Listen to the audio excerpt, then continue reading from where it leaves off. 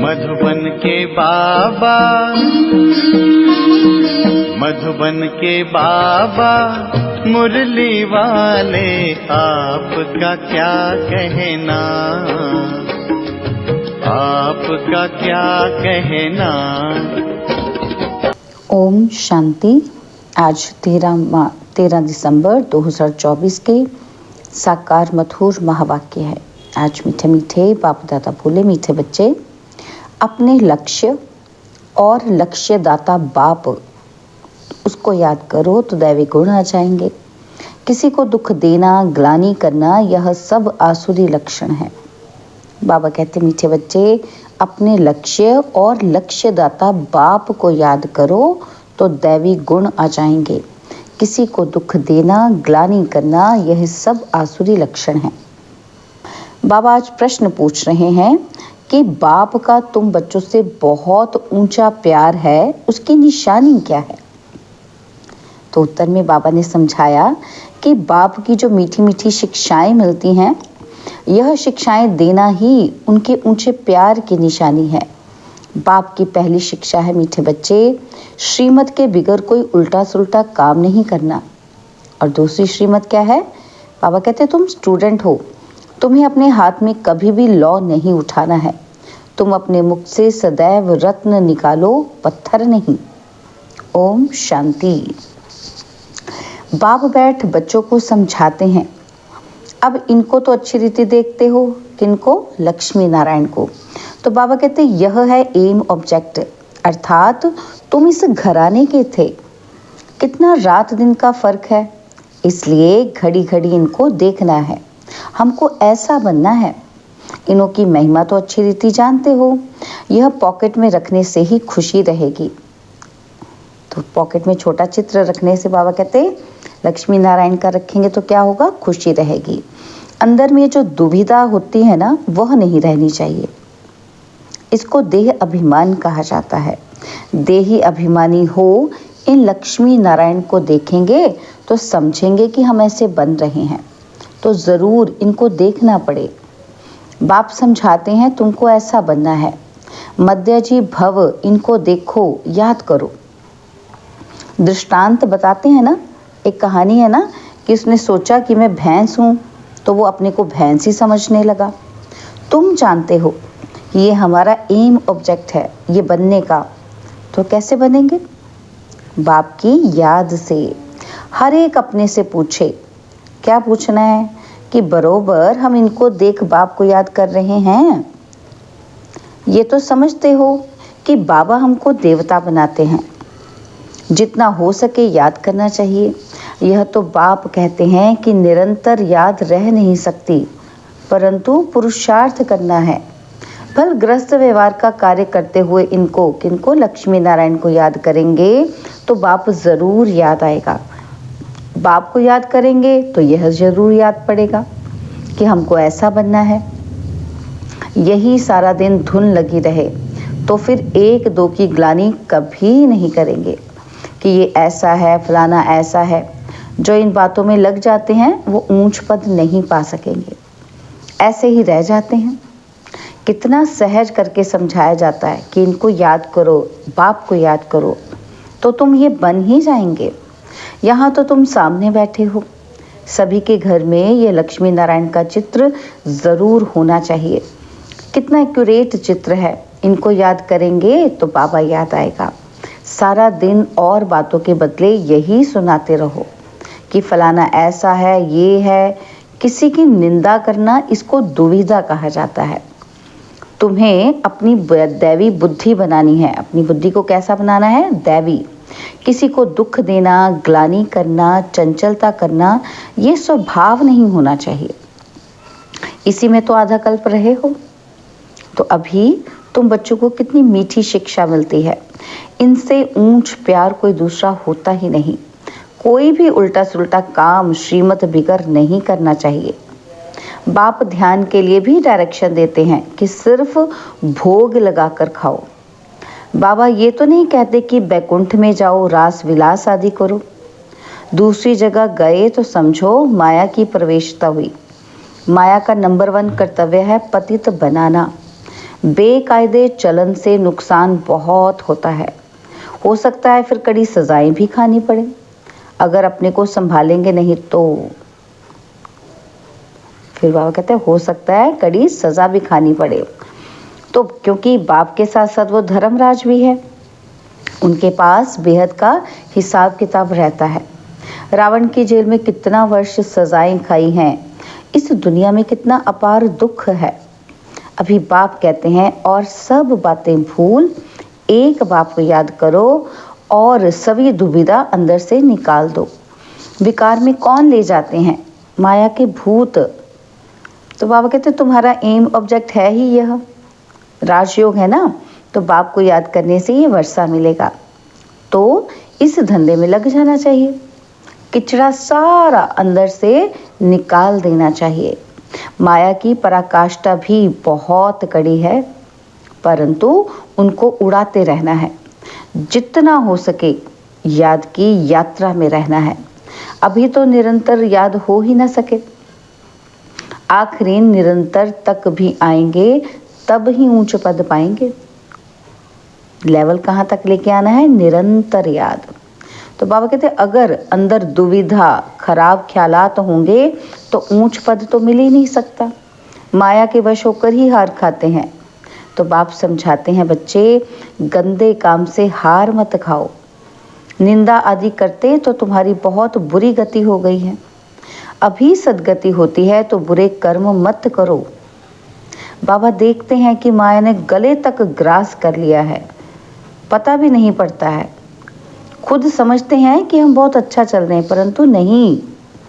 बाप समझाते हैं मनसा वाचा कर्मणा, मुख से रत्न ही निकलने चाहिए।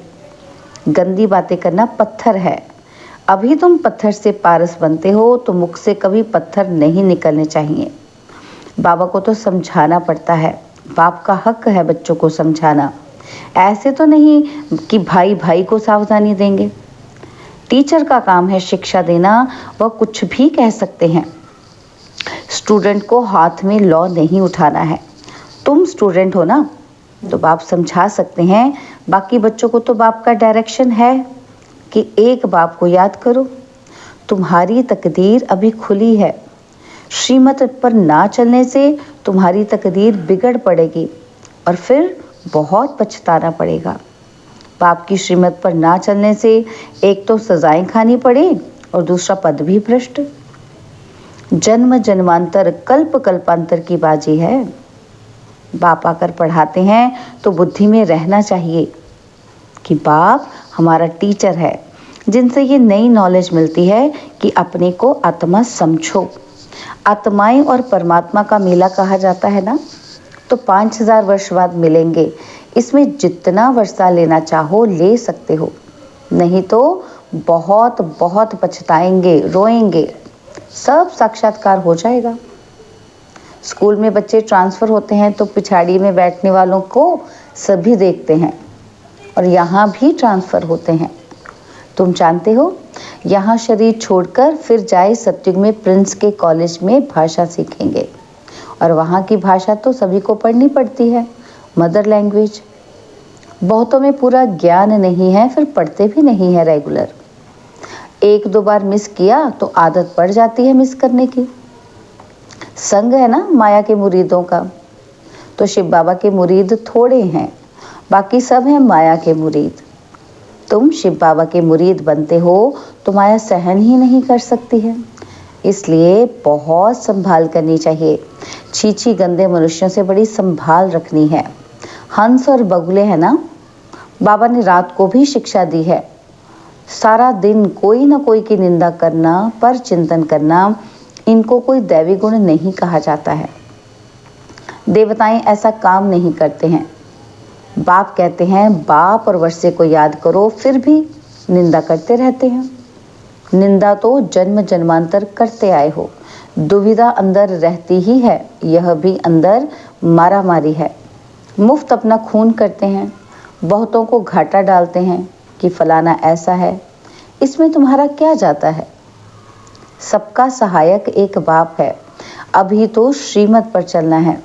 मनुष्य मत तो बड़ा गंदा बना देती है। एक दो की ग्लानि करते रहते हैं। ग्लानि करना यह है माया का भूत, यह है ही पतित दुनिया। तुम समझते हो कि अभी हम पतित से पावन बन रहे हैं, तो ये बड़ी खराबियां हैं। समझाया जाता है आज से अपना कान पकड़ना चाहिए, कभी ऐसा कर्म नहीं करेंगे। कुछ भी अंदर देखते हो तो बाबा को रिपोर्ट करनी चाहिए। तुम्हारा क्या जाता है, तुम एक दो की ग्लानि क्यों करते हो? बाप सुनता है तो सब कुछ है ना। बाबा को तो सब सुनाई देता है, कौन ग्लानि कर रहा है, कौन बाबा की श्रीमत सुना रहा है। तो बाप ने कानों और आंखों का लोन लिया है ना। बाप भी देखते हैं तो ये दादा भी देखते हैं। चलन वातावरण तो कोई कोई का बिल्कुल ही बेकायदे चलता है।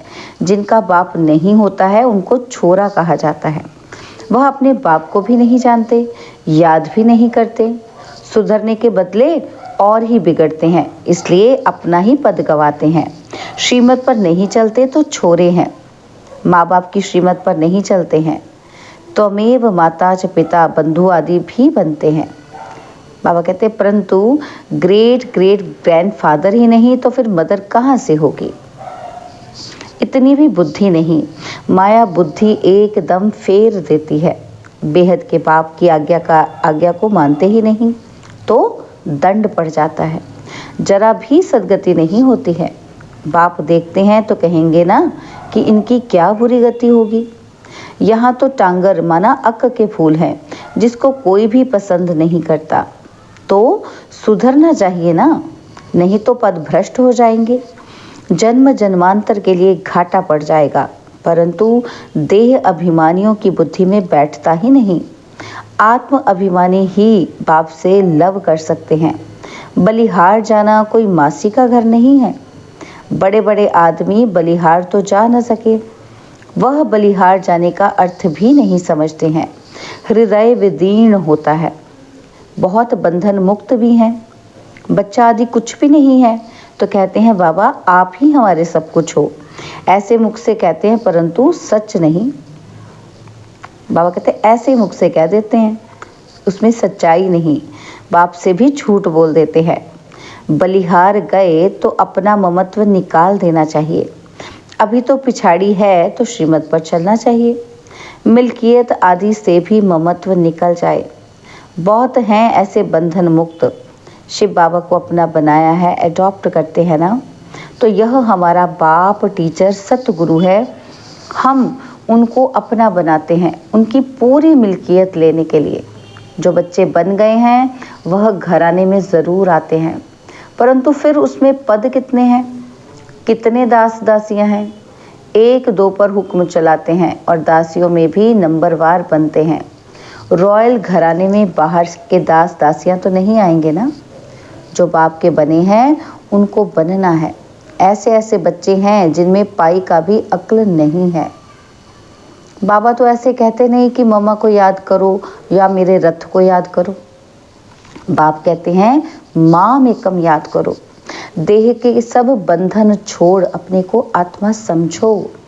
बाप समझाते हैं कि प्रीत रखनी है तो एक से रखो, तब बेड़ा पार होगा। बाप के डायरेक्शन पर चलो। मोहजीत राजा की कथा भी है ना कि पहले नंबर में है बच्चे, बच्चा तो मिल्कियत का मालिक बनेगा, स्त्री तो हाफ पार्टनर है और बच्चा वो फुल मालिक बन जाता है। तो बुद्धि उस तरफ जाती है। बाबा को फुल मालिक बनाएंगे तो ये सब कुछ तुमको दे देंगे। लेन देन की बात ही नहीं, यह तो समझ की बात है। कोई बाबा ने हमसे लेना थोड़ी है। तो बाबा कहते ये समझने की बात है। भल तुम सुनते हो फिर दूसरे दिन सब भूल जाता है। बुद्धि में रहेगा तो दूसरों को भी समझा सकेंगे। तो बाप को याद करने से तुम स्वर्ग के मालिक बनेंगे। ये तो बहुत सहज है। मुख चलाते रहो, एम ऑब्जेक्ट बताते रहो। विशाल बुद्धि तो झट समझेंगे और अंत में यह चित्र आदि ही काम आएंगे। इसमें सारा ज्ञान भरा हुआ है। लक्ष्मी नारायण और राधे कृष्ण का आपस में क्या संबंध है ये कोई नहीं जानते। लक्ष्मी नारायण तो जरूर पहले प्रिंस होंगे।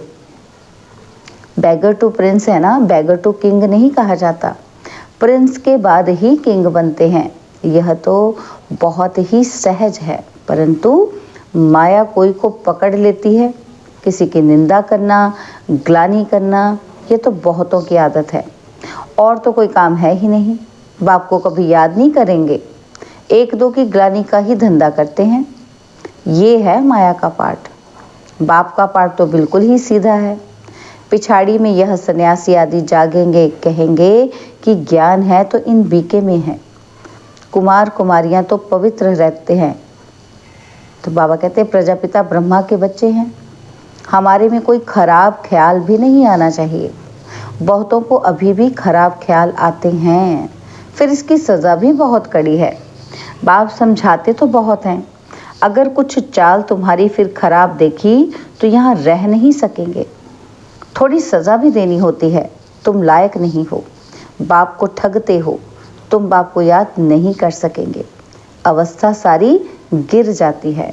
तो बाबा कहते अवस्था गिरना ही सज़ा है। श्रीमत पर ना चलने से अपना पद भ्रष्ट कर देते हैं। बाप के डायरेक्शन पर ना चलने से और ही भूत की प्रवेशता होती है।